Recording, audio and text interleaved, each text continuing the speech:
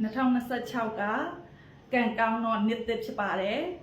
အဲ့ဒီစာလေးကိုသူနေ Facebook ပေါ်တင်ထားတယ်အဲ့ဒီမှာသူနေကလေးတွေကသူနေကိုလမေးကြတယ်2026ကန်ကောင်းတဲ့နှစ်သက်ဆိုတာအမအတွက်ပြောတာလားတဲ့ကျမပြောချင်ပါတယ်2026ကန်ကောင်းတဲ့နှစ်သက်ဆိုတာကျမတယောက်တည်းအတွက်မဟုတ်ဘူးဒီဗီဒီယိုကြည့်နေတဲ့လူတွေအားလုံးအတွက်ပြောတာဘာလို့အဲ့လိုပြောလဲဆိုလို့ရှိရင်လူတော်တော်များများကကိုတွေးတဲ့အတိုင်းကိုမြင်တယ်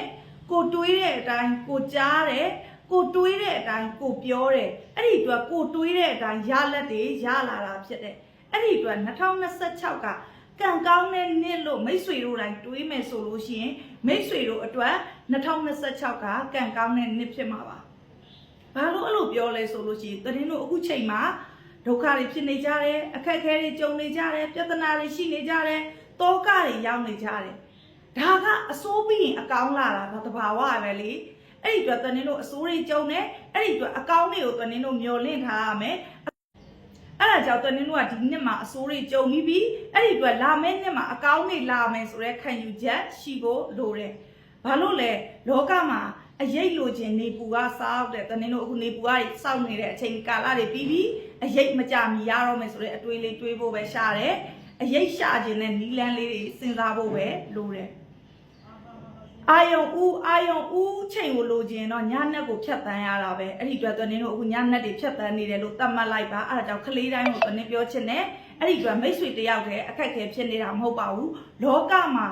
တောကမရှိတဲ့နေရာဆိုတာမရှိပါဘူးတောကမရှိတဲ့လူဆိုတာမရှိပါဘူးလူတိုင်းမှာတောကကိုစီရှိပါတယ်အဲ့ဒီတောကကိုဖြည့်ရှင်းတဲ့နီးလန်းတွေမတူတဲ့အတွက်ကြောင့်ရလက်တွေမတူကြတာပါအဲ့ဒါကြောင့်မိတ်ဆွေတို့တောကတွေကိုအကောင်းဆုံးဖြည့်ရှင်းနိုင်မယ်နီးလန်းတွေကိုရှာဖွေဖို့လိုပါတယ်ဘာလို့လဲအစိုးပြီးအကောင်းလာမယ်ကြရှုံမှုတွေပြီးလို့ရှိရင်အောင်မြင်မှုတွေလာမှာဖြစ်ပါတယ်မိတ်ဆွေတို့အကောင်းမြင်စိတ်လေးနဲ့ဇွဲရှိဖို့တာလိုပါတယ်သီးခံနိုင်ဖို့တောက်ခံနိုင်ဖို့တာအရေးကြီးပါတယ်ဘာလို့လဲလောကမှာအမြဲတမ်းအမှန်တရားတွေဒွန်တွဲနေပါတယ်အစိုးနဲ့အကောင်အဖြူနဲ့အမဲအပူနဲ့အေးအားလုံးကဒွန်တွဲလေးရပဲရှိတယ်အဲ့ဒီအတွက်ငါကြမှာဖြစ်ရလေခြင်းလို့ဘရောမှမတွေးပါနဲ့လူတိုင်းကိုစီဖြစ်နေတဲ့